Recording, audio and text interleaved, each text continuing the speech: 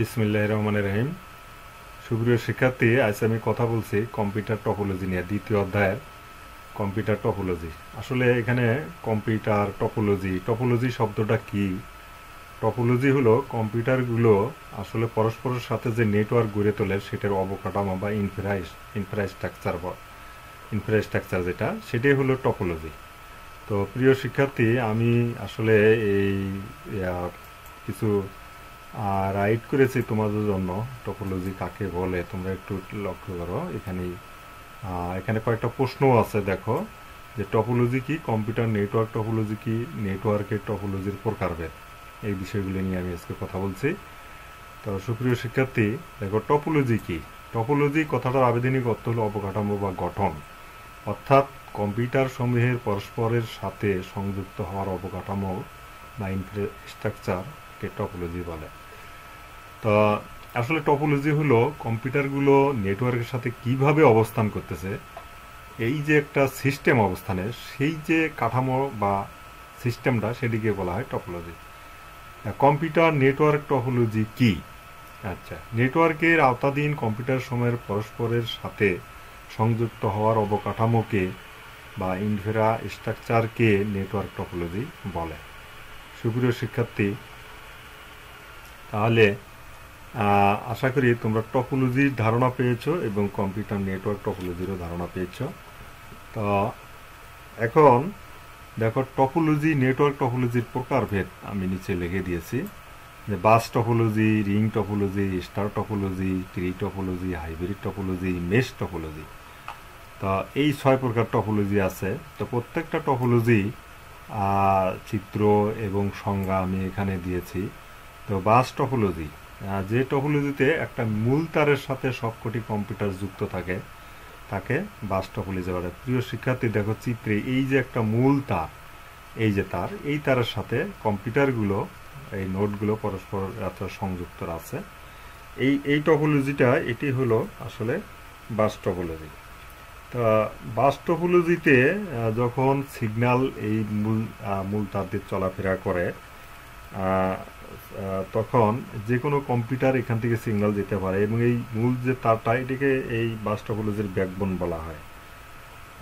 তা এখানে কোনো একটা কম্পিউটার যদি নষ্ট হয়ে যায়, তাহলে সম্পূর্ণ সিস্টেমটা কিন্তু বাতিল হবে না। দেখো, এই কম্পিউটারটা মাঝখানে কম্পিউটার নষ্ট হলে কিন্তু এই তার দ্বারা অন্য কম্পিউটারগুলো সংযোগ আছে। সুতরাং এই বাস টপোলজির সুবিধা এতটুকু, এবং এটা কম ব্যয় সাপেক্ষ। এখানে কিন্তু আসলে খুব বেশি ব্যয় নাই। এটা হলো বাস টপোলজি। সুপ্রিয় শিক্ষার্থী, এরপরে চিত্র আছে, দেখো রিং টপোলজি। রিং শব্দটার অর্থ কি? রিং মানে আসলে গোলাকার চাকা, বা আমরা যে কানের রিং আছে বা হাতের চুড়ি, এগুলো কিন্তু রিং, বা বৃত্তাকার পথটাকে বলা হয় রিং। তা কম্পিউটারগুলো যখন এরকম বৃত্তাকার পথে সংযুক্ত থাকে, নেটওয়ার্ক টপোলজি গড়ে তোলে, সেটাকে বলে রিং টপোলজি। দুইটা চিত্র আমি দিয়েছি, দেখো এই যে লিঙ্ক, সাধারণত এইরকম হয় রিংগুলো।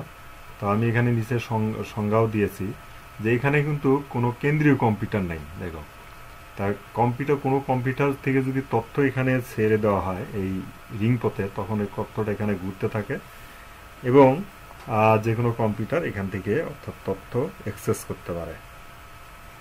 সুপ্রিয় শিক্ষার্থী, তা রিং টপোলজির এখানে যদি একটা কম্পিউটার কোনো প্রকারে নষ্ট হয়ে যায়, দেখো একটা নষ্ট হলে কিন্তু এই সম্পূর্ণ অবস্থাটা বাতিল হয়ে যাবে, কারণ ওইটার জন্য এই যে তথ্য চলাচল পথটা, এটা কিন্তু বন্ধ হয়ে যাবে।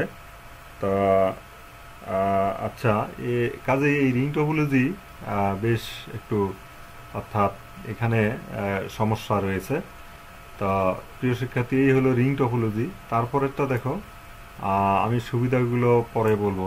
স্টার টপোলজি, দেখো স্টার বা তারকার ন্যায় যে এই যে কম্পিউটারগুলো যদি পরস্পরের সাথে সংযুক্ত হয়, এখানে মাঝখানে কিন্তু একটা মূল কম্পিউটার থাকে বা মূল একটা সার্ভার কম্পিউটার থাকে। দেখো এখানে চিত্রও দেখো যে সবগুলো কম্পিউটার একটা মূল কম্পিউটারের সাথে সংযুক্ত। এটাকে বলা হয় স্টার টপোলজি। যেহেতু স্টার বা তারকার ন্যায় এই গঠন বা ইনফ্রাস্ট্রাকচার বা অবকাঠামোটা, এই জন্য এটাকে বলা হয় স্টার টপোলজি। আমি নিচে সংজ্ঞা দিয়েছি স্টার টপোলজি। তা আচ্ছা, তাই স্টার টপোলজি আসলে এই মূল যে কম্পিউটারটা, এটা যদি নষ্ট হয়ে যাতে সমস্ত কাঠামোটাই কিন্তু আসলে এখানে ব্যর্থ হয়ে যায়, অর্থাৎ আরগুলো মূল কম্পিউটারটা ঠিক না করা পর্যন্ত এই কম্পিউটার এই সিস্টেমটা আসলে চালু থাকে না।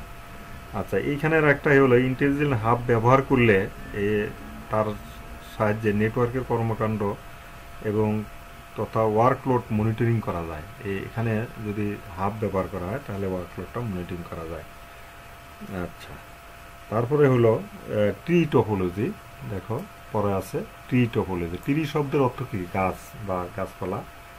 তা এই কম্পিউটারগুলো যদি পরস্পরের সাথে এমনভাবে সংযুক্ত হয়, দেখতে অনেকটা গাছের শাখা প্রশাখার মতো, সেটি হলো আসলে ট্রি টপোলজি। দেখো এই যে ট্রি টপোলজিটা, এই ট্রি টপোলজি দেখো নিচের থেকে গাছ গোড়া উপরে দেখো শাখা প্রশাখা গেছে, অথবা উপরের থেকে নিচের দিকে হইতে পারে। তো এই ট্রি টপোলজির যে প্রাথমিক যে কম্পিউটারটা, এটা হলো হোস্ট কম্পিউটার, দ্বিতীয় লেভেলের জন্য এটা হোস্ট। আবার দ্বিতীয় লেভেলের কম্পিউটারগুলো তৃতীয় লেভেলের জন্য হোস্ট কম্পিউটার। আচ্ছা, হোস্ট কম্পিউটার অর্থ হলো যে যে তথ্য ধারণকারী বা অর্থাৎ যেখানে তথ্য থেকে তার পরবর্তী স্তরের কম্পিউটারগুলো নিয়ে থাকে। এই জন্য যার কাছ থেকে তথ্য পরবর্তী কম্পিউটারগুলো নেয়, সেই কম্পিউটারটিকে বলা হোস্ট কম্পিউটার। এখানে বিপুল পরিমাণে তথ্য সংযুক্ত থাকে। আচ্ছা, এই ট্রি টপোলজি এটা অফিস ব্যবস্থাপনার কাজে কিন্তু খুবই ব্যবহার হয়, এবং শাখা প্রশাখার মাধ্যমে কিন্তু এটার নেটওয়ার্ক আরও সম্প্রসারণ করা যাবে। আচ্ছা, নতুন কোনো যদি কম্পিউটার এখান থেকে অর্থাৎ বাদ পড়ে, তাহলে নতুন কোনো কম্পিউটার এখানে সংযুক্ত করতে সমস্যা হয় না। সুপ্রিয় শিক্ষার্থী, এই গেল ট্রি টপোলজি। এরপরে আছে হাইব্রিড টপোলজি। হাইব্রিড মানে কি? মিশ্র, যে সবগুলো মিলে একটা হাইব্রিড গঠন হয়। যেমন এই যে কম্পিউটারগুলো দেখো, যে এক একটা এক এক ধরনের। এটা যেমন বাস টপোলজি আছে, এখানে ট্রি টপোলজি আছে, এখানে স্টার টপোলজি আছে, তারপরে এখানে দেখো রিং টপোলজি আছে। তার সব মিললে অর্থাৎ যে টপোলজি গঠন হয়, এটাকে বলা হয় হাইব্রিড টপোলজি। হাইব্রিড টপোলজির সুবিধাটা মোটামুটি অনেক বেশি। তারপরে আছে মেশ টপোলজি। দেখো এই যে মেশ টপোলজি প্রত্যেকটা কম্পিউটারের সাথে অর্থাৎ মেশ যে নেটওয়ার্ক থাকে ওইভাবে গড়ে ওঠে, কোনোটার সাথে কোনোটা অর্থাৎ বিচ্ছিন্ন নয়। প্রত্যেকের সাথে দেখো অতিরিক্ত লাইন সংযোগ দেওয়া এই টপোলজি গড়ে উঠেছে। দুইটা চিত্র এখানে পাশাপাশি আছে। এই টপোলজিটা হলো মেশ টপোলজি। তো সুপ্রিয় শিক্ষার্থী, এই যে 6 প্রকার টপোলজি, এই সব 6 প্রকার টপোলজি তোমরা স্ক্রিনে দেখতে পারলা। তো আশা করি এই টপোলজি সম্পর্কে তোমাদের ধারণা মোটামুটি ক্লিয়ার হয়ে গেছে। তোমরা অবশ্যই এটা ভালো করে পড়বে এবং এটা বেশ গুরুত্বপূর্ণ। সুপ্রিয় শিক্ষার্থী, সবাইকে শুভেচ্ছা জানিয়ে